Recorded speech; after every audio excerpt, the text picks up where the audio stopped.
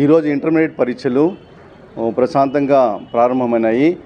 ఎలాంటి ఏ విద్యార్థి కానీ ఎలాంటి ఒత్తిడి కానీ ఎలాంటి ఇబ్బంది కానీ పడకుండా ప్రశాంతంగా తన సెంటర్లో పోయి కూర్చొని ప్రశాంతంగా అందరూ పరీక్షలు రాస్తున్నారు. పిల్లలకు ఎలాంటి ఇబ్బంది లేదు, వాళ్ళు రాసుకుంటున్నారు. అన్ని కేంద్రకాల్లో ఉన్నాయి కాబట్టి పిల్లలు ఎలాంటి ఇబ్బందులు లేకుండా పరీక్షలు రాస్తున్నారు.